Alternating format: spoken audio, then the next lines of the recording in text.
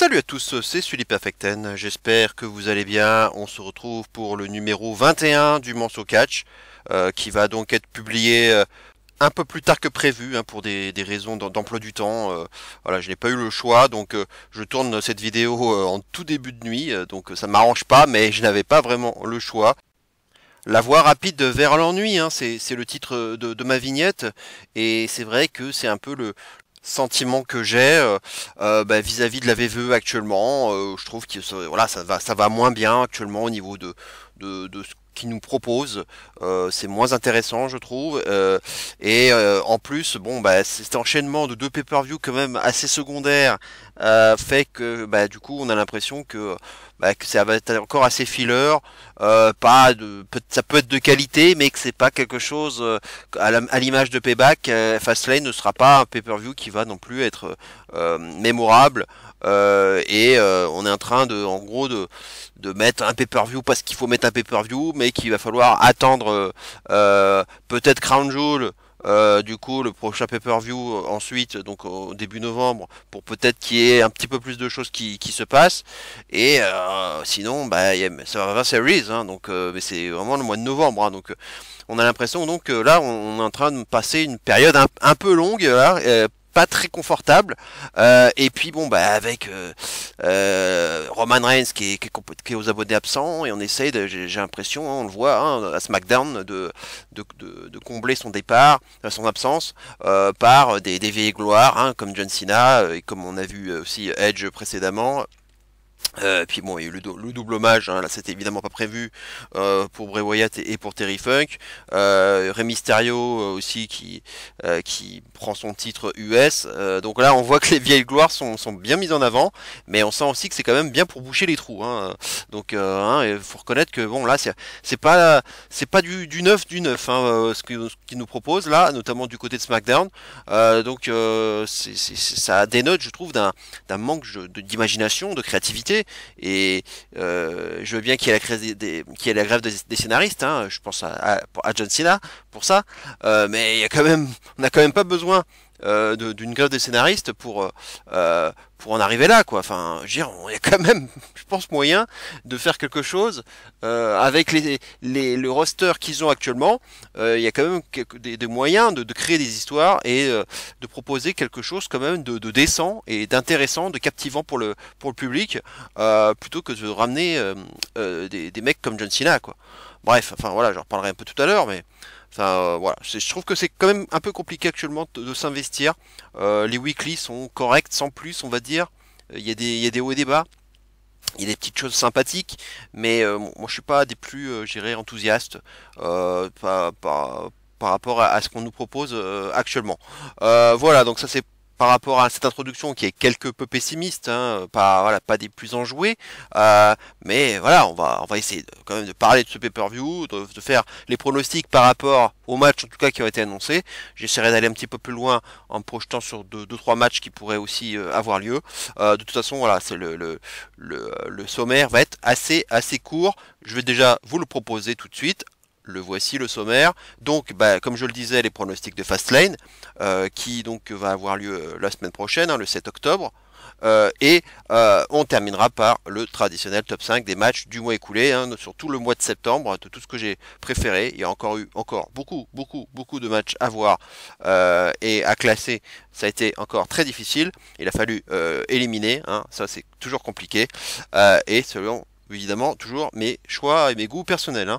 Voilà, on va tout de suite passer donc à la première partie, donc sur les pronostics de Fastlane. On va déjà parler vite fait du poster, hein. Le voici, le poster qui avait été publié il y a quelques temps. Indianapolis, hein, évidemment, hein, la voie rapide, le circuit d'Indianapolis, hein, évidemment c'est mythique.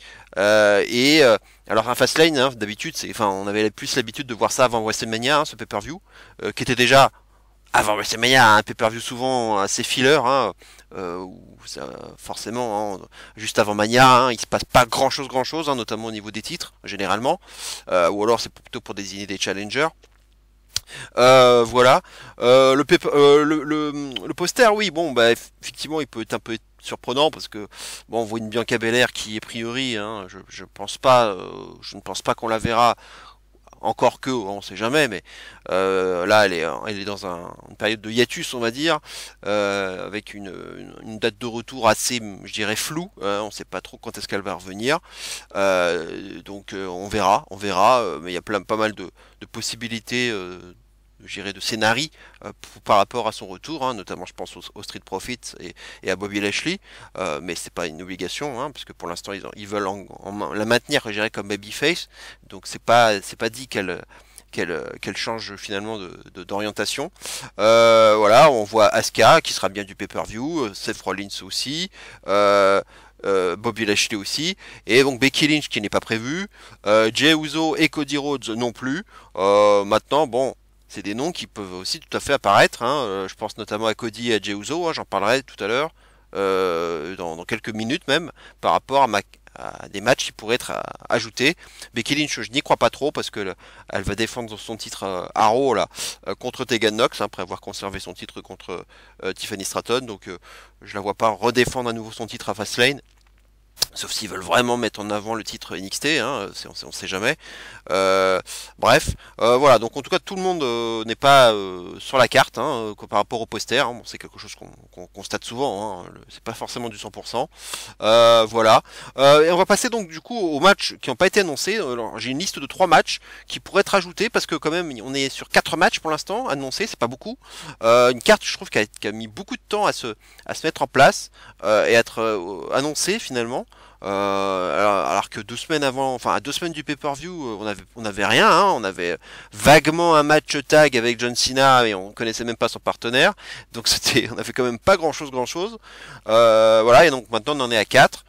Donc faudrait que ça avance un peu plus vite et quand même avec un fort avantage pour SmackDown avec quand même 3 matchs à 1. Donc seulement un match à Raw pour l'instant, du côté de Raw qui a été officialisé, donc c'est quand même pas beaucoup. Donc c'est là qu'on peut se dire que Raw risque d'avoir quelques ajouts, entre 2 et 3 ajouts je dirais, histoire d'avoir 6-7 matchs, hein, pas plus, hein, ce qui est le tarif Triple H sur des pay-per-view dits secondaires, hein. Voilà, donc je vais déjà commencer par le premier match, à savoir, voilà, Rhea Ripley et Nia Jax pour le titre, hein, bien sûr, Women's World Championship. On sent venir ce match, hein, puisque Nia Jax a fait dire entre guillemets son grand retour de façon complètement inattendue en s'attaquant à Raquel et à Rhea Ripley, hein, alors que les deux avaient un rematch de Payback, hein. On l'a vu à Raw, ça a fini le show comme ça. Elle a attaqué Raquel avec un Samoan Drop et puis après elle est venue défoncer Rhea avec une leg drop notamment et du coup son Annihilation, hein, donc finalement c'est un Banzai Drop, hein, tout simplement, qui semble être son nouveau finisher. Et donc voilà, bon, je pense que vous êtes un peu comme moi, hein, globalement en termes d'opinion, c'est-à-dire que voilà, moi je suis pas non plus des plus hypés par son retour. Je m'en serais bien passé. C'est vrai que elle avait fait une petite apparition au Rumble, mais depuis on l'avait pas revue. J'avais toujours évidemment cette vieille idée de la rajouter à la Bloodline, hein, parce qu'elle est quand même finalement de la famille, hein, elle est dans l'arbre généalogique, hein, mine de rien, de la famille Anoa'i, mais bon, non, enfin, je pense pas, hein, qu'on y aille là-dessus, hein, on n'a pas l'air d'en prendre le chemin. Là, elle est plus en mode dominatrice, elle veut détruire toutes les filles du roster féminin. Bon là, bon, j'ai pas trop aimé d'ailleurs ce qu'on a vu la semaine dernière, où elle est venue s'attaquer à tout le monde, là. Ça montre pas les filles sous leur meilleur visage. Je pense notamment à Zoe Stark qui venait de se retourner contre Trish Stratus, donc on pouvait se dire qu'il y avait peut-être un élan pour elle. Pareil pour Shayna Baszler, après avoir battu Ronda, aussi on pourrait penser à un élan. Et puis ben, les deux se sont fait dégommer. Donc non, enfin je trouve pas ça très intelligent, je dirais, comme booking. Je voir une fille qui détruit tout le monde comme ça, et dans le lot des filles comme ça, même si voilà c'est secondaire, mais les titres tag, bah, ça reste quand même des titres.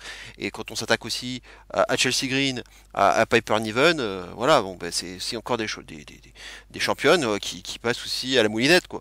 Donc là bon, ça m'a un peu gavé, et puis bon bah, voilà, on sait ce qu'elle vaut dans un ring, hein, Nia Jax en plus, donc non, voilà, j'avais vraiment pas envie de voir ça. Et on sent que ça rejoint un peu ce que je disais depuis quelques temps, c'est les difficultés au niveau du roster féminin de Raw pour trouver des challengers pour Rhea crédibles, un peu assez dangereuses.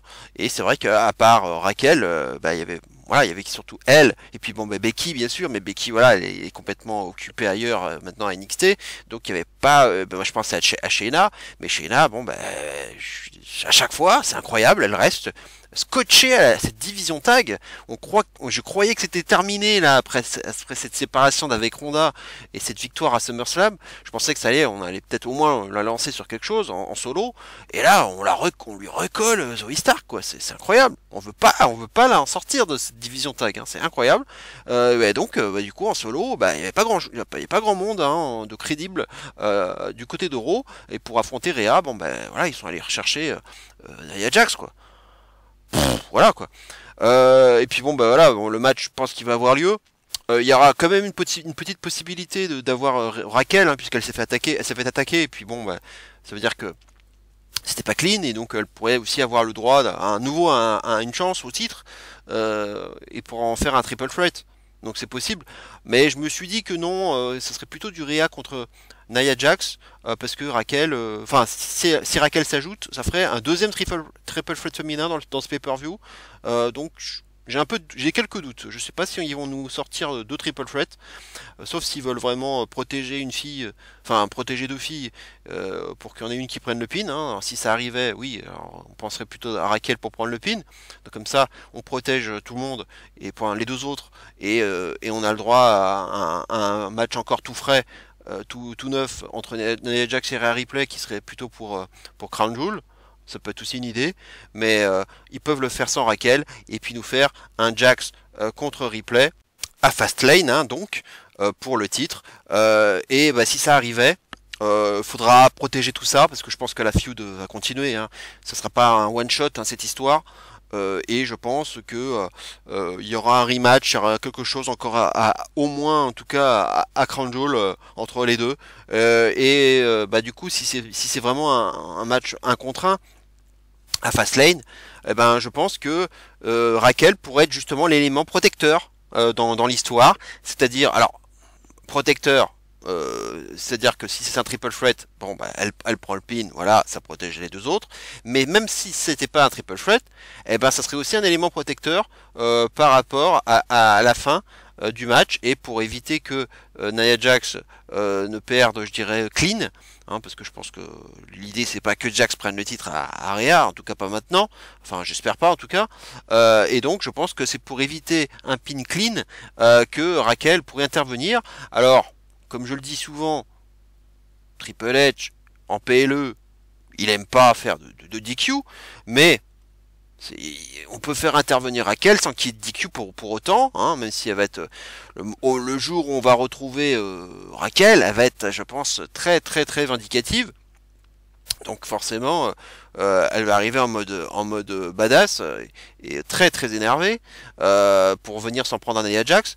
Maintenant, si elle le fait pour Fastlane, hein, est-ce qu'on va éviter le DQ quoi? Là, je pense qu'il y a quand même une ouverture quand même pour un vrai DQ là, même si c'est pas la tasse de thé de Triple H, il serait capable de le faire là en pay-per-view. Là, je serais pas surpris qu'il le fasse. En tout cas, quelque chose qui puisse permettre, je dirais, d'avoir un rematch quand même pour par exemple à Crown Jewel ou en tout cas à Raw, de vous faire un Nia Jax Raquel, et puis celle qui en sortira gagnante, hein, probablement Jax, sera à nouveau sur les rails pour affronter Rhea à Crown Jewel. Ça peut être quelque chose comme ça. Mais voilà, donc finish protecteur, une fin pas très orthodoxe on va dire, pour continuer la feud entre Jax et Ripley pour Fastlane. Donc si le match a lieu, mais en tout cas pas de changement de titre à attendre. Hein, pour moi, voilà. Soit c'est un DQ, soit c'est une victoire de Rhea. Mais grâce à Raquel, ou une victoire de Jax mais par DQ, voilà, ou des comptes à l'extérieur, enfin un truc un peu pas clean, enfin voilà, quelque chose qui permette à Rhea de ne pas perdre le titre, en tout cas pas maintenant, hein, ça c'est sûr. Voilà, et l'autre match auquel je pensais, Ciampa contre Gunther, puisqu'on sait que le match va avoir lieu pour le titre intercontinental. Il va y même y avoir une signature de contrat, donc là à Raw, là, cette semaine. Mais on nous a pas encore annoncé la date du match. Alors là, j'avoue que bon, je suis pas persuadé que le match aura lieu à Fastlane et que je pense qu'ils vont nous le garder pour Raw, parce qu'ils vont quand même garder quelques bons matchs, quelques grands matchs même pour les weekly. Donc ils sont pas forcés de nous le proposer en pay-per-view. Maintenant, bon, voilà, ça reste une idée sur la table. Puis vu le timing des choses, vu que le signature de contrat a lieu dans le Go Home Show avant Fastlane, donc c'est tout à fait envisageable. C'est pour ça que je le mettais. Et puis, bah, comme le montre l'illustration, bah, ça rappelle un très bon match qui avait eu lieu en pleine période pandémique. Hein. Vous reconnaissez le décor, hein, avec ce mur d'images. C'était dans le Capital Wrestling Center. Pour NXT, hein, et là c'était à Stand and Deliver, hein, du coup, qu'avait eu lieu ce match. On voit que d'ailleurs Gunther avait encore beaucoup de poids à l'époque, hein, c'est là qu'on voit la différence physique, hein, qui est quand même assez notable maintenant par rapport à aujourd'hui. En tout cas, voilà, les deux se connaissent bien, ça va être très bourrin. Si ce match a lieu, voilà, j'ai hâte de le voir. Je vois pas Ciampa gérer assez construit pour aller chercher le titre, hein, et puis détrôner Gunther, ça reste encore un règne quand même très marquant, historique et tout.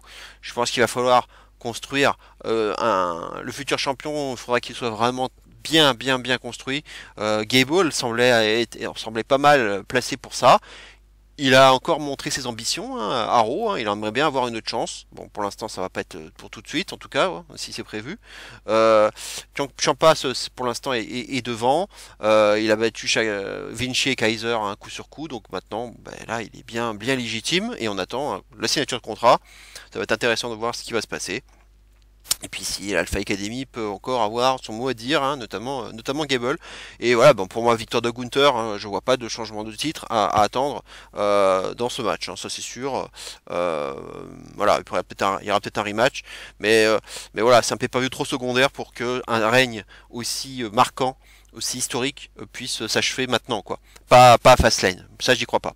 Et le troisième idée de match qui pourrait avoir lieu, c'est Cody Rhodes, Jey Uso contre les champions tag, Damien Priest et Finn Balor, tout simplement parce que vu les storylines actuelles, là la Raw tourne beaucoup autour de Jey Uso et de la confiance des uns et des autres envers lui, notamment par rapport à Kevin Owens, à Drew McIntyre. Contrairement à des mecs comme Jey Uso, comme Sami Zayn, voilà, qui est une grande proximité avec Jey Uso, hein, dans toute l'histoire de la Bloodline, et Cody Rhodes, qui lui aussi, c'est quand même lui qui a annoncé à Payback, la grande surprise d'annoncer à Payback que Jey Uso allait arriver à Raw. Donc lui, il fait plutôt partie aussi des convaincus et des ceux qui ont confiance en lui.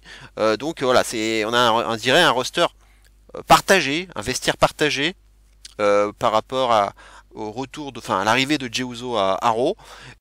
Et comme souvent, on retrouve un peu les mêmes, hein. On retrouve Kevin Owens, Sami Zayn, Cody, Judgment Day, là, il continue à se tourner autour, à se bagarrer, hein. C'est quand même du grand classique. On l'a encore vu dans le Raw précédent. Ça se termine en grosse bagarre. Et puis là, voilà, on intègre Jey Uso dans l'affaire.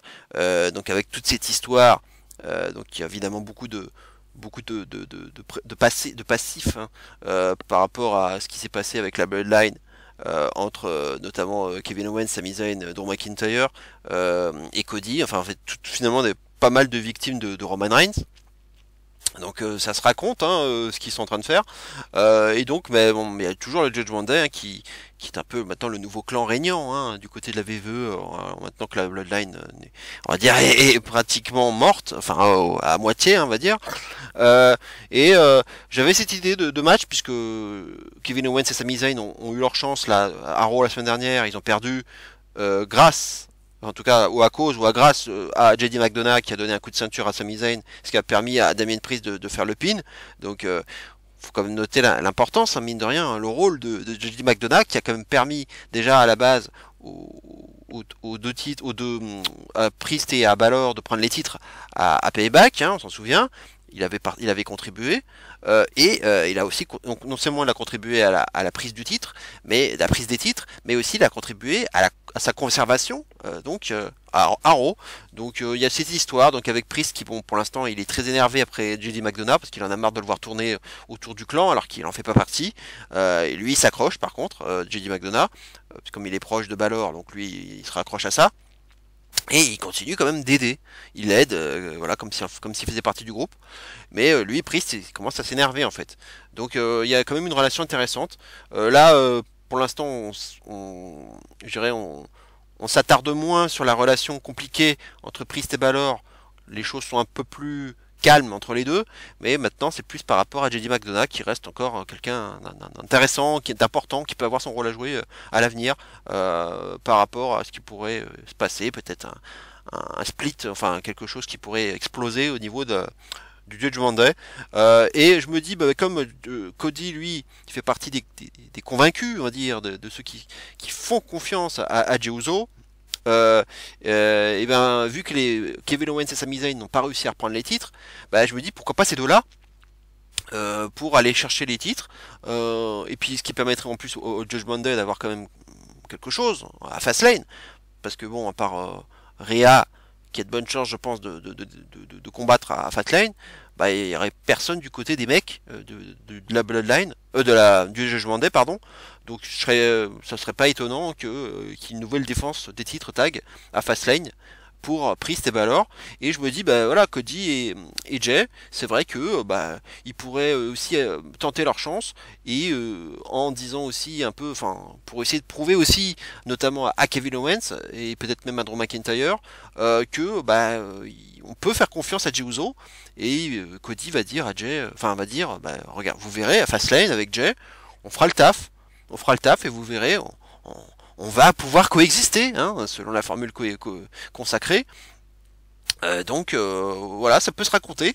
Et puis ça permet aussi de caser du monde dans le pay-per-view. Et puis voilà, des mecs comme Cody et les Judgment Day, oui, ça serait pas surprenant qu'ils soient quand même impliqués dans des matchs sur la carte. D'autant plus que Raw, pour l'instant, n'est pas beaucoup présent sur la carte de Fastlane, donc ce serait pas étonnant de retrouver un peu les gros noms de Raw sur la carte. Donc c'est pour ça que j'avais peut-être cette idée aussi de match, de match pour les titres tag. Voilà, c'est la dernière proposition que je vous ferai. Et évidemment, moi, si ce match avait lieu, hein, victoire du Judgment Day, hein, pas de changement de titre. Et puis justement, ce match permettrait aussi justement peut-être de remettre le doute. Là où on pense que Cody Jay, la relation est pas mal, et en fait, bah, il pourrait peut-être y avoir à nouveau un peu le doute. Peut-être, voilà, si Kevin Owens peut-être intervenait, ou s'il y avait quelque chose, JD McDonough. Un truc qui remettrait un peu la zizanie et qui remettrait le doute par rapport à Cody.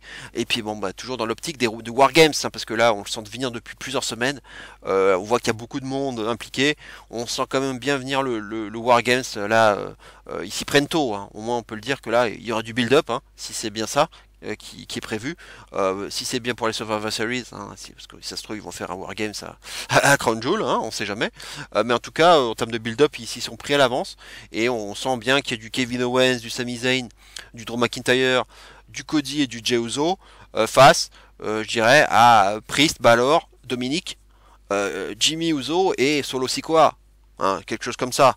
Hein, puisqu'on a vu un petit peu de collaboration entre le Judgment Day en plus et la Bloodline, il y a pas si longtemps que ça, donc avec AJ Styles, hein, au milieu de tout ça, donc on sait jamais. Ça pourrait moi je pense qu'on pourrait avoir ce 5 contre 5 qui pourrait voilà avoir de la bonne gueule et puis du storytelling autour de la confiance ou pas envers Jey Uso, hein, qui pourrait être encore un élément central de ce Wargames. Voilà, ça on aura le temps d'en reparler. On va passer maintenant aux 4 matchs officiels, ceux qui ont été annoncés. On va commencer par un match six-man tag, hein, donc un 3 contre 3, entre la LWO et les Street Profits et Bobby Lashley. Bah, pour l'instant, on ne connaît pas la composition, hein, du côté de la LWO. Hein. On avait vu que Santos Escobar et Rey Mysterio avaient battu, hein, les Street Profits en tag il y a 2 semaines à SmackDown. Parce que Bobby Lashley avait quand même à l'extérieur, hein, en mode manager, ça en était pris quand même à Rey Mysterio en l'écrasant contre l'éperon du ring, ce qui avait surpris les Street Profits. Dawkins avait perdu du temps, hein, parce qu'il était trop, je dirais, surpris par ça, et il a pas pu capitaliser. et il s'est pris un roll-up derrière. Donc victoire de Santos Escobar et de Mysterio. Ce qui n'a pas plu évidemment à Lashley. Bah là, ensuite, bon, on a vu dans le dernier SmackDown donc la victoire de Mysterio hein, pour conserver son titre face à Escobar pour le titre US. On allait avoir une poignée de main, a priori. Hein, voilà, on pouvait peut-être penser à un turn, mais je pense pas. En tout cas, on n'a pas pu avoir, je dirais, ce salut et ce moment de respect entre les deux hommes, puisque bah, les Street Profits sont attaqués Mysterio et Escobar, hein, puisque Lashley, lui, voulait des preuves, des raisons de croire en eux. Il voulait qu'ils leur prouvent bah, qu'ils pouvaient être un peu agressifs. C'est ce qu'il avait dit dans le Grayson Waller Effect quelques, je dirais, minutes auparavant, hein, durant le show. Il voulait que les Profits leur montrent quelque chose, leur prouvent quelque chose, lui prouve quelque chose, pardon, à Lashley. Et ils l'ont fait en attaquant donc les Latinos. On avait vu Joaquin Wilde et Cruz del Toro intervenir, mais ils se sont fait laminer. Par le clan et on a vu aussi Dragon Lee qui était aussi au ringside mais qui a été retenu par la sécurité donc vu l'importance de Cruz del Toro et de Joaquin Wilde, je ne pense pas que ce seront eux qui seront l'un des deux partenaires de Mysterio d'Escobar à Fastlane. Je pense que c'est pour Dragon Lee. Voilà, on l'a pas montré là dans ce segment post-match pour rien. Et puis on a une petite mise en avant, mine de rien. On est en train déjà de bien le préparer au main roster. Avec voilà un bon match, un très bon match contre Dominic Mysterio pour le titre nord-américain de NXT lors du dernier Raw. Voilà, il y avait déjà une première apparition comme ça à Raw dans un match. Là, on commence à le montrer. On l'a revu donc là au dernier SmackDown. Donc je pense que c'est pas pour rien. Il sera le troisième partenaire. Je pense que c'est ça l'idée. Du coup, voilà, cette grosse attaque du coup de SmackDown bah, a provoqué un défi dans l'infirmerie hein, de la part de Mysterio envers les Profits et Lashley pour Fastlane et à SmackDown Lowdown donc le petit show du samedi qu'on trouve sur le network Lashley a accepté ce défi voilà sans surprise et donc on a ce 3 contre 3 donc voilà on ne connaît pas encore le troisième partenaire pour la LWO, mais voilà, je pense que ce sera Dragon Lee. Mais peu importe en fait, peu importe la composition, le résultat sera le même pour moi, victoire de Bobby Lashley des Street Profits, parce que c'est le clan naissant qui a besoin évidemment d'être construit, menaçant, fort. C'est logique, hein, c'est logique. Lashley là, il a trouvé peut-être ça y est des Profits enfin impliqué, mais là bien plus il cette fois-ci, hein, comme il le souhaitait. C'est vrai qu'on n'avait pas encore un alignement très clair du côté de ce clan, qui n'a toujours pas de nom d'ailleurs, hein, on attend toujours. J'espère qu'on aura un nom parce que bon, Bobby Lashley, les Street Profits, ça fait beaucoup. J'aimerais bien qu'on ait un nom de clan, quoi. Ça serait bien. Là, je pense que les alignements sont maintenant clair et que le clan sera bien heal et comme je le disais tout à l'heure reste à voir si Bianca Belair par exemple pourrait s'intégrer à ce clan, on sait jamais hein, à son retour, c'est une idée évidemment qui est tout à fait envisageable et que je souhaiterais bien voir parce que c'est vrai que depuis le temps que je réclame le heel turn de Bianca, mais bon quand on la voit avec les enfants dans les différents spots caritatifs hein, ça sera peut-être difficile là. Hein. Ils veulent toujours en faire leur tête d'affiche, donc je sais pas si en heal s'ils oseront le faire. Mais j'aimerais bien. Hein. Ça permettrait d'avoir un peu de renouveau et un peu de changement. Ça lui serait, je pense, profitable, hein, sans jeu de mots. Voilà, en tout cas, le pronostic victoire du trio heal donc. Le match peut être sympathique, mais ça fait un peu weekly quand même. Hein. Alors il y a une petite curiosité, c'est quand même le grand retour de Lashley, qui n'avait pas catché depuis le tournoi là pour désigner le prochain, finalement le premier champion poids lourd depuis que ce nouveau titre est arrivé et avec ce couronnement de Rollins à Night of Champions. En Arabie Saoudite hein, contre AJ Styles. La finale de SmackDown c'était AJ Styles contre Lashley et on n'avait pas vu Lashley depuis sur le ring. Hein, donc mine de rien, hein, ça fait quand même bien 5 mois hein, à peu près qu'on l'avait pas vu. Je suis content quand même parce que j'avais pas envie de le voir en manager quoi. Ça aurait été un peu dommage. Voilà, on va le revoir sur le ring, donc c'est plutôt une bonne nouvelle. Il y aura quand même deux sacrés vétérans hein, entre Mysterio et Lashley, ça c'est sûr.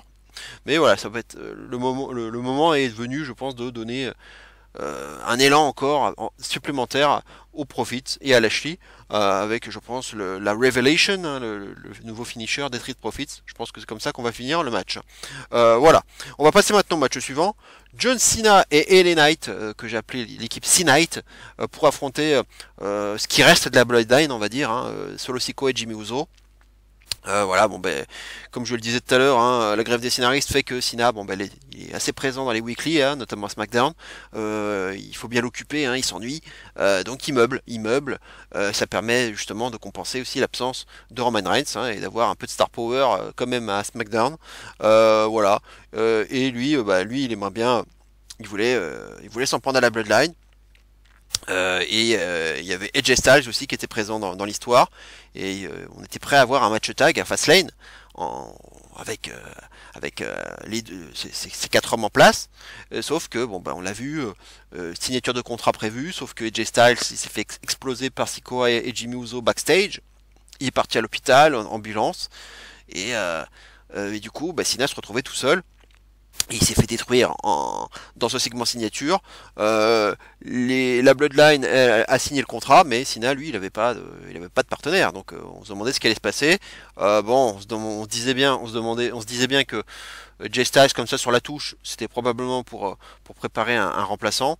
Et on savait bon que LA Knight était quand même bien placé. Et puis bon, à cause du Covid, on a eu un petit peu de retard à l'allumage, mais on sentait que ça allait être lui.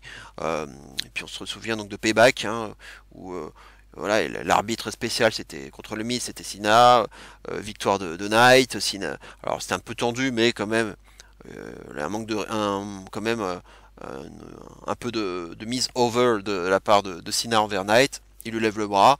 Voilà, donc on sentait qu'il y avait quand même une petite association.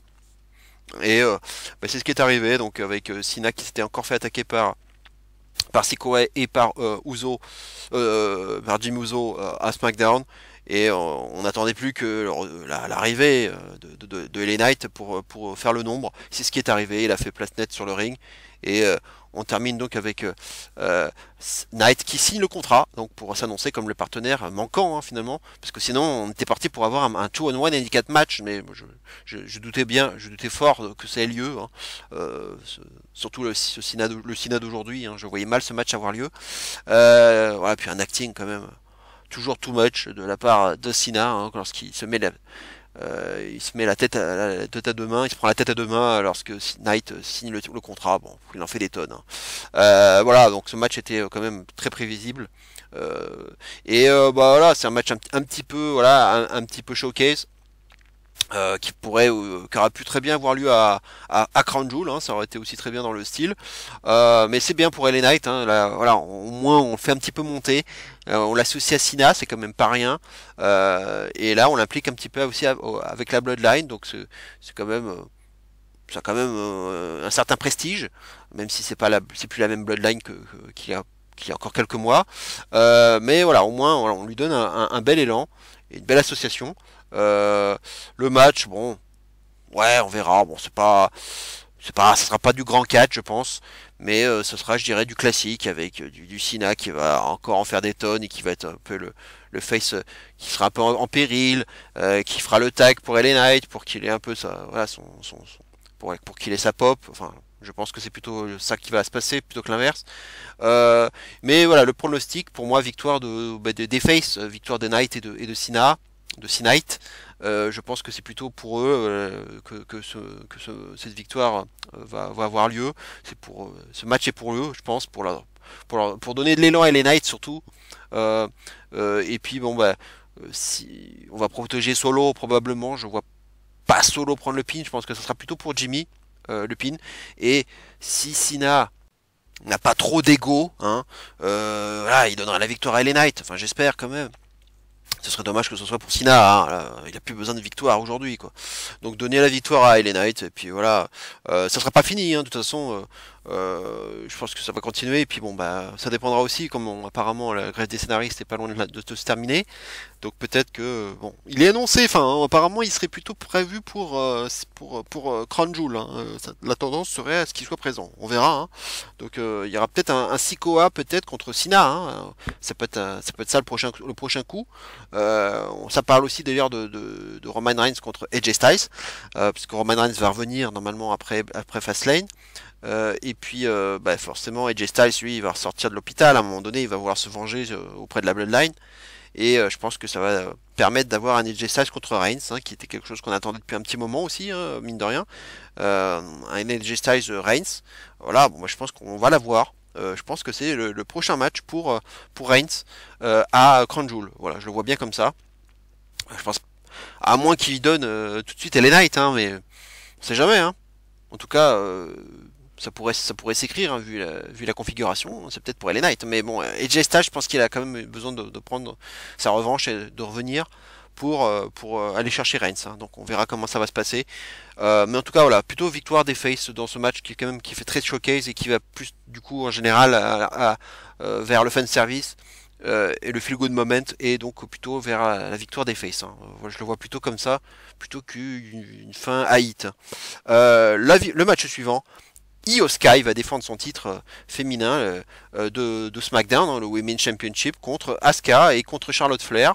Donc bah, elle s'accroche, hein, Asuka, et Charlotte Flair, bah, évidemment, hein, quand il y a un titre, elle est jamais loin, hein, de toute façon. Flair, c'est un peu toute sa carrière, ça, hein. Soit elle porte un titre, soit elle tourne autour. Soit elle est challengeuse, quoi. Donc elle est rarement loin des débats, hein. Donc c'est pas très étonnant. Bayley s'est pris une nouvelle défaite, hein, contre Charlotte à SmackDown. Damage Control donc était au complet. Bayley quand même après cette défaite, voilà, a lancé finalement tout le clan sur Flair.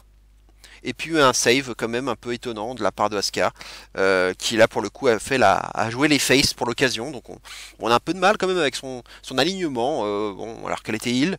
Bon là, voilà, elle a fait plutôt twinner du coup. Parce que là, elle peut être heal selon les occasions, selon les circonstances, et puis par moment face. Donc là, elle a l'air plus face, du coup, avec cette association avec Flair. Et donc elle dit encore quelques mots en japonais, et puis Bayley, quand même tout de suite annoncé un match à Fastlane entre Io Sky et donc Flair et Asuka, ce qui n'a pas plu à Io Sky. Et parce que bon là, en fait on a eu un segment qui était pas inintéressant à SmackDown Lowdown avec tout le damage control impliqué et Bayley qui se justifiait en disant oui non mais si j'ai fait ça c'est parce que je pense que toi Io Sky t'es capable de battre les deux, tu peux le faire. Sauf que Io Sky bon bah elle en a marre, elle s'est barrée, elle était assez vexée parce que elle dit non mais en fait, t'as pas compris ce qu'a dit Asuka en japonais. En fait, moi, je peux pas m'exprimer par moi-même. En fait, c'est ça le problème. Je peux pas m'exprimer par moi-même. Elle s'est barrée, donc il y avait un peu de tension. Bayley et Dakota sont repartis en disant viens, on va lui parler. Faut essayer de la raisonner un peu. Voilà, donc bon, bah, il y a toujours ce petit problème là interne au sein de Damage Control qui quand même traîne beaucoup trop là. Bayley et Io Sky, c'est incroyable quand même. Depuis combien de temps ça dure cette histoire? C'est beaucoup trop long. Le clan était quand même pas loin de péter et finalement il est toujours là quoi. Et même encore plus parce que maintenant vu qu'Io Sky a pris le titre, bah du coup ça a renforcé un peu le truc. Donc là on relance un petit peu à nouveau l'affaire entre Bayley et Io Sky. Voilà, par moment ça s'endort et puis par moment ça se réveille, on replante une graine, voilà, ça revient, ça va, ça vient. La Shotzi a disparu d'ailleurs, bon, c'est un peu bizarre aussi cette histoire entre Shotzi et Bayley, hein, on a l'impression que ça se termine pas vraiment cette histoire. Voilà, en tout cas, on a ce Triple Threat qui a quand même une sacrée gueule, hein, on peut pas dire le contraire. C'est sûr que ça va pas être dégueulasse ce match. Et puis on a enfin eu ce Io Sky Asuka, hein, qu'on attendait depuis très longtemps et qui était de très très bonne qualité à SmackDown, hein, dernièrement. Bon, ça s'est fini malheureusement avec un petit peu d'overbooking avec cette intervention de Charlotte là notamment. Bah, du coup la conservation par Io Sky, hein, sans surprise. On se doutait que avec Flair qui était pas loin des débats, on se doutait que ça allait pas finir clean cette affaire. Mais sinon, le match était vraiment de très très bonne qualité. On n'en voit pas souvent des comme ça à la WWE, enfin en tout cas dans le main roster. Là, quand même, on avait du très haut niveau. Et c'était un match qui était quasiment, je dirais, de niveau pay-per-view, hein. Donc j'aimerais bien en avoir un autre entre les deux. Mais bon, là, malheureusement, hein, pour le pronostic, bon, je vois pas de changement pas de changement, victoire d'Io Sky, parce que déjà les tensions au sein de Damage Control là qu'on est en train de nous remettre en avant. Bon, bah ça sent encore à nouveau l'écran de fumée, hein, comme l'avait vu aime bien le faire. On nous dirige vers une fausse piste, donc je pense que c'est pour qu'Io Sky finalement conserve. Et puis bon bah voilà, on sent que là Asuka malheureusement pour elle, c'est à nouveau je dirais la descente de la montagne, hein. Elle était au sommet il y a pas si longtemps et là elle redescend à nouveau. Et je pense qu'elle est là pour prendre le pin, ni plus ni moins.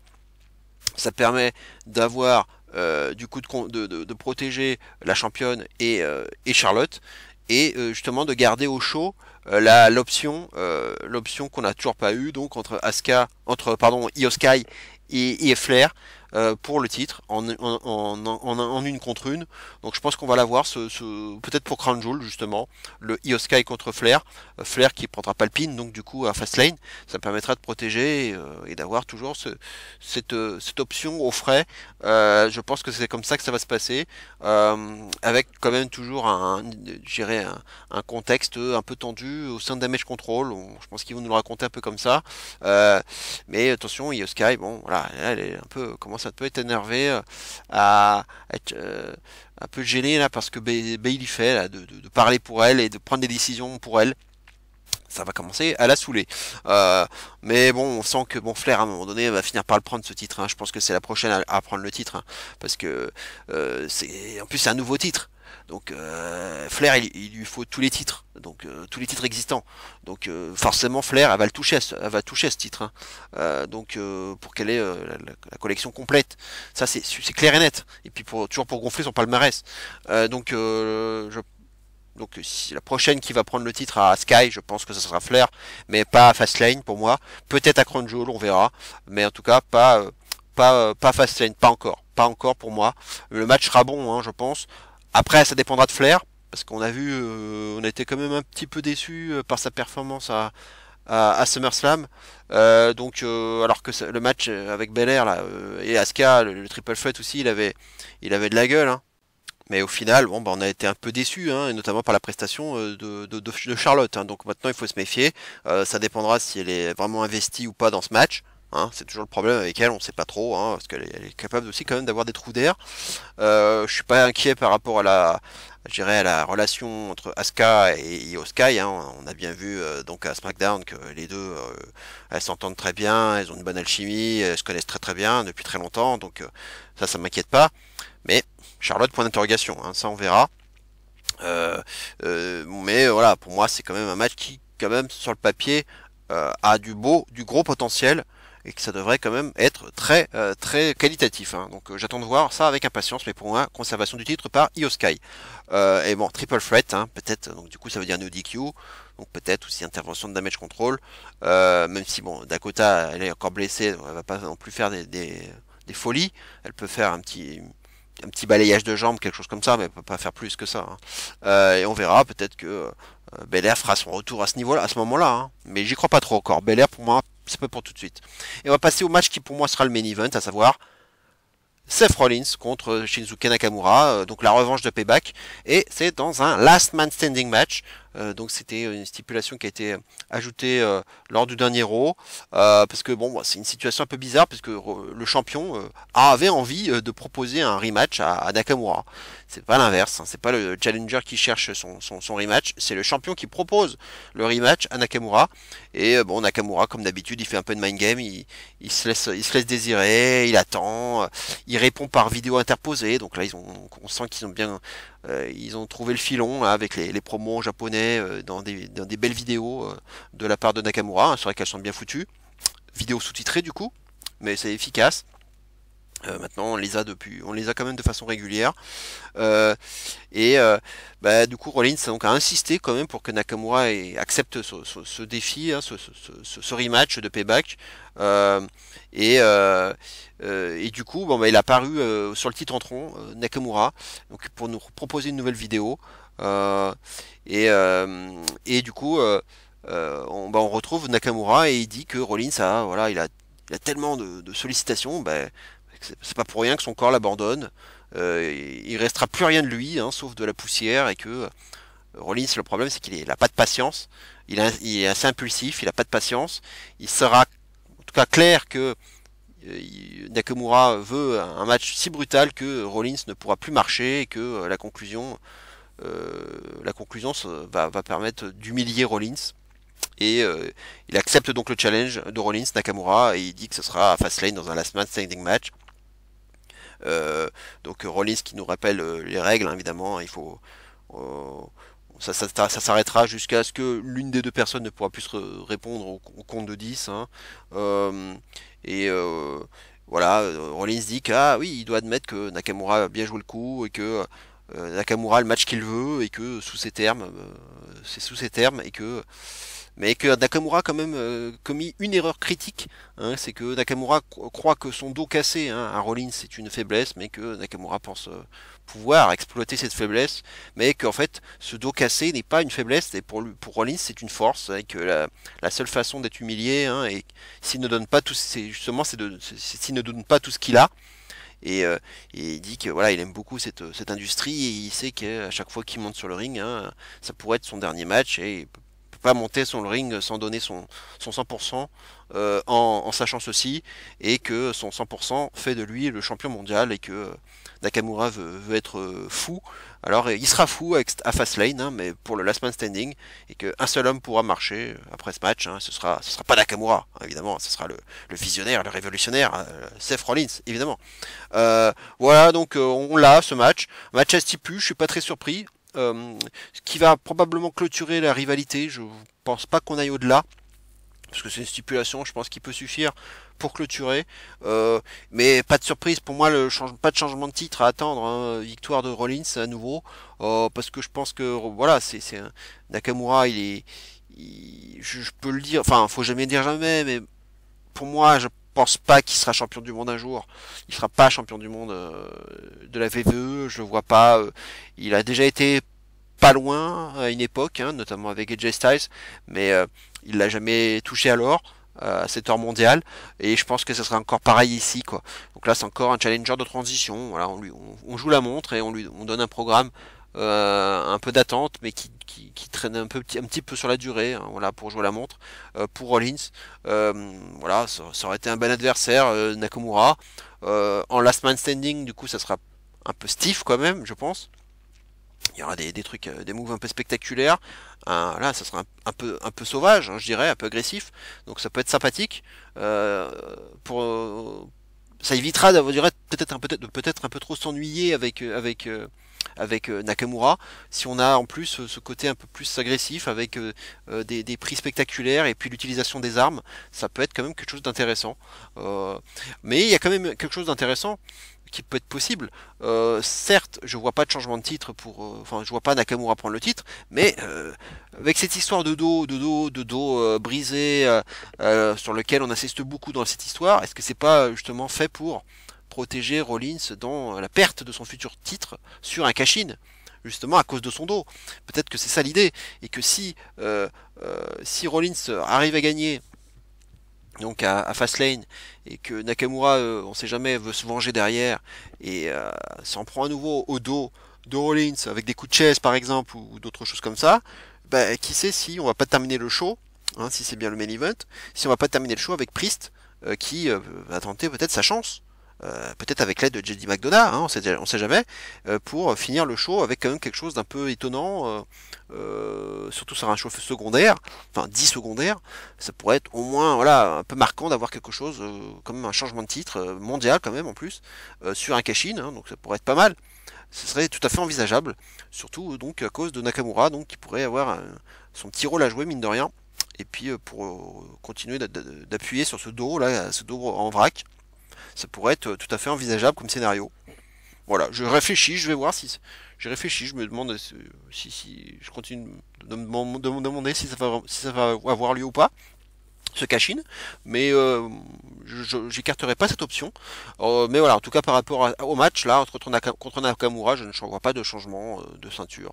Victoire de Rollins, le match pourrait quand même être sympa. Voilà, j'attends de voir, mais pour moi c'est le dernier, ça va clôturer la rivalité. Mais j'espère que ce sera vraiment le meilleur qu'ils aient eu, hein, parce que comme je le disais la dernière fois, les matchs qu'ils ont fait dans le main roster étaient pas géniaux, hein, c'était des 3,5 à tout casser. Finalement, bon, le match de payback était le meilleur de tous, mais y avait encore la place pour faire encore bien mieux que ça. Le storytelling autour du dos c'est bien, mais j'aimerais bien encore un petit quelque chose en plus, un supplément d'âme qui en ferait vraiment un match, j'irais référence. Voilà, on verra bien. On verra bien comment ça va se passer, mais pour moi, victoire de Seth Rollins. Voilà, donc j'en ai fini avec Fastlane, hein, les matchs potentiels, tout comme les matchs annoncés. Et on va terminer cette vidéo avec le traditionnel top 5 des matchs du mois écoulé, hein, sur tout le mois de septembre, hein, selon mes choix, mes goûts personnels et surtout selon les matchs que j'ai vus, évidemment. Donc si j'en ai pas vu, ben, je peux pas les noter. Je peux pas en parler, hein, ça c'est évident. Et voilà, on va commencer donc tout de suite, sans plus attendre, par le numéro 5 de ce classement. Il s'agit de FTR contre les Young Bucks. C'était à All In. C'était donc fin août. 4,5 pour la note. Match numéro 3 hein, donc de cette trilogie, hein, le match décisif, hein, puisque les Young Bucks avaient gagné le premier match à Full Gear 2020 et FTR avait gagné le second à Dynamite en avril 2022. Hein, j'en avais déjà parlé hein, d'ailleurs de ce FTR Young Bucks hein, lors de ma review d'All In. Donc c'était je vais pas trop m'épancher dessus hein, du coup. Un excellent match tag en tout cas, entre probablement les deux meilleures équipes du monde, hein, n'ayant pas peur des mots. Comme à l'accoutumée, hein, lorsque ces deux équipes s'affrontent, hein, on a eu le droit à notre dose de clin d'œil, hein, de storytelling, hein, notamment voilà les clins d'œil envers les anciens hein, comme Bret Hart, que les FTR apprécient beaucoup, avec une tentative de roll-up de Harwood hein, sur Nick Jackson similaire au finish de SummerSlam 92, hein, lorsque British Bulldog avait battu Bret Hart dans ce même stade de Wembley en plus, hein, donc c'était tout un symbole. Matt Jackson qui va aussi imiter Bret Hart pour se moquer de Dax Harwood. On aurait eu droit à quelques vols de prise hein, aussi dans ce match, hein, c'est aussi ce qu'on peut souligner, avec tout particulièrement les finisher moves. On aura eu aussi un joli clin d'œil au finish du premier match de la trilogie en 2020, hein, lorsque Wheeler va tenter à nouveau une manœuvre aérienne inhabituelle de sa part, hein, savoir un springboard 450 splash, suivi d'un super kick de Matt Jackson, exactement comme en 2020. Cette même prise de risque hein, qui avait justement coûté la défaite à FTR à l'époque. C'est donc assez insensé hein, de la part de Wheeler, mais cette fois-ci, Wheeler se dégagera quand même de ce super kick. Un clin d'œil sympa et intelligent en tout cas, et je suis content que ce match ait pu avoir lieu, hein, car j'étais plutôt pessimiste lorsque l'on a appris la nouvelle de l'arrestation de Wheeler à ce moment-là, hein, seulement quelques jours avant ce match. En tout cas, c'est un très très bon match tag qui mérite largement pour moi cette note de 4,5. On va passer maintenant au numéro 4 de ce classement. Il s'agit de Kenny Omega contre Konosuke Takeshita. C'était à All Out, donc une semaine après All In. 4,5 pour la note. Un match très attendu hein, et bourré d'histoire entre les deux catcheurs, hein, puisque Kenny Omega était le mentor hein, de Takeshita chez DDT il y a 10 ans. Ils se sont même affrontés deux fois hein, chez DDT en 2012 et 2013, alors que Takeshita n'était âgé que de 17-18 ans hein, à cette époque. Hein. Et Omega avait gagné les deux matchs hein, d'ailleurs. Mais Takeshita a mûri hein, depuis et a rejoint l'AEW puis a tourné heel hein, en rejoignant la Callis Family hein, après que Don Callis lui-même ait trahi Kenny Omega hein, en le frappant avec un tournevis hein, lors d'un Steel Cage match entre Omega et Moxley en mai dernier. C'est donc dans ce contexte assez tendu hein, que ce match a eu lieu à All Out. Takeshita ayant un avantage psychologique hein, puisqu'il venait de faire le pin sur Omega à All In une semaine auparavant durant un six-man tag hein, dont j'ai déjà parlé dans une review. Don Callis hein, est évidemment aux abords du ring, hein, et on a déjà très peur dès les premières minutes avec ce backdrop driver horrible de Takeshita sur lequel Omega se réceptionne directement sur la tête. Takeshita portera plus tard une incroyable Blue Thunder Bomb de la troisième corde, chose qu'on ne voit pas souvent. Don Callis tentera à nouveau de se servir d'un tournevis hein, sur Omega dans le dos de l'arbitre, mais Omega arrivera à éviter le coup. Takeshita montrera que lui aussi est capable de porter des coups de genoux aussi impactants hein, que ceux d'Omega, hein, notamment en fin de match. Les échanges entre les deux catcheurs sont spectaculaires et l'on voit que Takeshita a beaucoup mûri en prenant souvent le contrôle des opérations. Un très bon match hein, entre un élève et son maître, bien raconté et parfaitement réalisé. Personnellement, c'était mon match préféré de cette il faut le dire, très bonne édition de All Out 2023. On va passer maintenant au numéro 3 de ce classement. Il s'agit de Go Shiozaki contre Keno. C'était au N1 Victory jour 9. C'était tout simplement la finale du tournoi, de ce N1 Victory, et ça a eu lieu le 3 septembre. La note du match 4,5. C'était donc la grande finale du N1 Victory de la Noah, qui est en fait l'équivalent du G1 Climax de la New Japan. Et le vainqueur de ce tournoi obtient une chance au titre GHC Heavyweight Championship, détenu par Jake Lee. Un tournoi que Go Shiozaki n'a encore jamais gagné dans sa carrière, contrairement à Keno, qui lui, il a déjà gagné à 2 reprises, en 2017 et en 2019. Deux hommes qui se connaissent bien et qui se sont déjà affrontés 5 fois auparavant, avec la particularité que Keno l'a déjà battu à 4 reprises et qu'on a eu aussi droit à un time limit draw, ce qui signifie donc que Go Shiozaki n'a jamais battu Keno dans sa carrière. Un match durant lequel Keno va énormément user de sa principale force, à savoir son jeu de jambes, avec des coups de pied aussi précis qu'impactants au niveau du torse de son adversaire, mais aussi au niveau de l'abdomen, partie du corps sur laquelle Keno va pas mal s'acharner durant le match. Shiozaki de son côté va lui beaucoup user d'atemi pour faire ses comebacks en mode babyface, mais ce match ne se limite pas qu'à des atemi et des coups de pied. La technique sera aussi au rendez-vous, notamment du côté de Keno avec des ciseaux de tête au sol, son ankle lock ou bien sa tentative de crossface. Un match en tout cas bien équilibré, tendu et intense, de plus d'une demi-heure, mine de rien, durant lequel les deux hommes vont se rendre coup pour coup sans rien lâcher. Une véritable explication en bonne et due forme, sans la moindre intervention extérieure, et ça fait du bien aussi de voir ça, surtout quand on est habitué à regarder du catch américain. Le public aurait gagné davantage investi et sonore, comme on a pu le voir lors du G1 Climax par exemple, et le match aurait aussi pu monter encore plus haut, je pense, dans l'epicness et le drama. Ce sont les deux principales critiques que j'émettrai à propos de ce match, mais globalement, ce fut une très belle finale de N1 Victory, qui donnait envie de voir le match d'ailleurs entre Jake Lee, le champion, et le vainqueur donc de ce tournoi. Bon, je l'ai vu le match, au final, bon, ce match m'a globalement déçu, raison pour laquelle il ne figure pas dans ce top 5. C'était pour moi un 4 étoiles, pas plus que ça. Voilà, en tout cas 4,5 donc pour cette belle finale. On va passer maintenant au numéro 2 de ce classement. Il s'agit d'Ilya Dragunov contre Carmelo Hayes. C'était à No Mercy le 30 septembre, donc c'était tout frais. C'était dans la nuit de samedi à dimanche. 4,5 pour la note, donc c'est un match qui comptait bien sûr pour le championnat de NXT, détenu par Carmelo Hayes, et c'était donc la revanche du match du Great American Bash, dont j'avais d'ailleurs déjà parlé dans un précédent top 5, et qui avait déjà été d'un très très bon niveau, mais cette revanche de No Mercy a réussi à faire encore mieux, je pense, déjà parce que Trick Williams n'était pas là pour faire la décision, ce qui a permis d'avoir un mano à mano dans les règles de l'art du début à la fin du match, mais aussi parce que ce match était encore plus intense que le précédent, entre deux hommes qui avaient véritablement envie d'en découdre et de prouver leur supériorité sur leur adversaire. Dragunov, comme au Great American Bash, démarre assez fort ce match, en dominant les débats, provoquant même le champion, manœuvre assez efficace d'ailleurs, qui va permettre de piquer Hayes au vif et de le rendre encore plus bagarreur qu'il ne l'est habituellement. On a un beau clin d'œil à leur match précédent, justement, avec cette tentative de coast-to-coast de Dragunov que Hayes veut à nouveau contrer des deux genoux avec son first 48. Sauf que cette fois-ci, Dragunov ne tombe pas deux fois dans le piège et va arriver à contrer pour ensuite venir le planter avec un Death Valley Driver directement sur le coin, suivi d'une nouvelle tentative de coast-to-coast, cette fois-ci réussie. Dragunov est quand même toujours aussi intense comme il l'est habituellement, en portant beaucoup d'atemi en rafale et de coups d'avant-bras très stiffs. Carmelo Hayes sait aussi répondre grâce à sa voltige et à sa vitesse d'exécution. Les deux styles de catch propres à chaque homme en place se marient à merveille, et le public, tout comme nous, apprécie beaucoup ce qu'il voit. Le selling de Dragunov est toujours aussi impeccable, nous communiquant sa souffrance avec beaucoup de facilité. La séquence finale est très efficace avec une tentative de finisher contrée par un clothesline, suivi du propre finisher justement de la personne ayant contré, et ce depuis la troisième corde, ce qui permettra de mettre fin au débat. Un excellent match qu'il faut vraiment avoir vu à tout prix, qui rappelle d'ailleurs les grandes heures des takeovers du passé. Un joli signe de respect d'ailleurs entre les deux hommes après le match, qui était aussi beau à voir que le match qu'ils ont livré.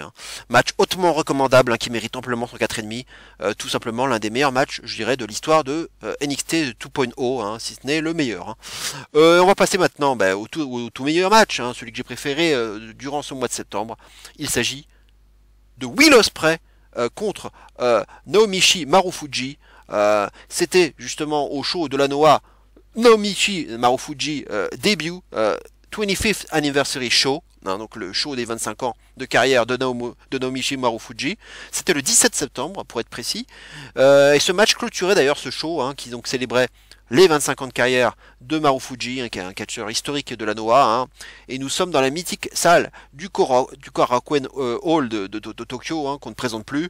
Ce match avait valeur de dream match, hein, et on n'a clairement pas été déçu du résultat. Hein. Un véritable festival de prouesse athlétique offert par les deux catcheurs. Ospreay nous régale, hein, comme il l'a souvent fait cette année, et ce n'est pas étonnant si j'en parle si souvent, hein, dans mes top 5. Ses moves sont irréels et d'une fluidité extraordinaire, malgré une prise de risque, hein, souvent au rendez-vous. Marufuji n'est pas en reste, hein, il ne fait pas ses 44 ans, hein, lorsqu'on le voit évoluer dans un ring. Les moves sont spectaculaires, on se rend coup pour coup, le public réagit bien à ce qu'il voit et les near falls sont très efficaces. Une superbe séquence est à souligner, notamment lorsque Marufuji contre une powerbomb d'Ospreay avec un cutter en plein vol. Bref, c'était superbe. 23 minutes de pure action non-stop, hein, en mode showcase. Un format parfait pour célébrer les 25 ans de carrière d'un catcheur émérite comme l'est Marufuji. A noter qu'Ospreay était un choix d'adversaire fait par Marufuji lui-même. Il dit même d'Ospreay qu'il est la perfection du catch moderne, hein, et il le considère même comme un génie. Marufuji vise même à nouveau le titre, hein, suprême de la Noah, hein, pour la 5e fois, à savoir le GSC Heavyweight Championship. C'est dire, hein, si malgré le poids des âges, hein, sa soif de titre reste intacte. Un 4,5 donc pour cet excellent match que je recommande chaudement, car on ne s'ennuie pas une seule seconde et c'est juste un spectacle total auquel on assiste et un véritable feu d'artifice pour les yeux. Hein. Voilà, donc j'en ai terminé, donc 1 heure pile pour ce numéro du Manso Catch. J'espère que ça vous plaira. Je vous remercie déjà pour les vues, pour les likes, pour vos abonnements si vous ne l'avez pas encore fait. J'espère que vous le ferez, que vous partagerez et que vous en parlerez à votre entourage. En tout cas, si vous avez des proches qui s'intéressent au catch, un minimum, ben, parlez de moi, ça me ferait plaisir. Voilà, si ça peut permettre d'avoir des vues supplémentaires et des abonnés supplémentaires, ça me ferait très plaisir. Comme je l'indique sur ce visuel, le prochain rendez-vous, ce sera bientôt, normalement, si tout va bien, dimanche prochain, le 8 octobre, c'est-à-dire le lendemain de Fastlane, pour avoir une review, j'irai assez fraîche de Fastlane. Voilà, donc normalement, si tout va bien, ça devrait le faire plutôt en fin de journée dimanche prochain. On verra ce qu'il en sera, quels seront mes avis. Est-ce que c'est un pay-per-view qui va être un nouveau filler, qui va avoir un peu la même saveur que Payback? On verra, mais à mon avis, ça va être ça, hein, mais on verra bien, hein, on peut être surpris, mais à mon avis, ça risque d'être un peu dans le même esprit. Voilà, en tout cas, on se retrouve très vite. Portez-vous bien, très bonne semaine à tous, et d'ici là, bien entendu, n'oubliez surtout pas, et plus que jamais, vive le catch, et zéro miedo. Ciao à tous.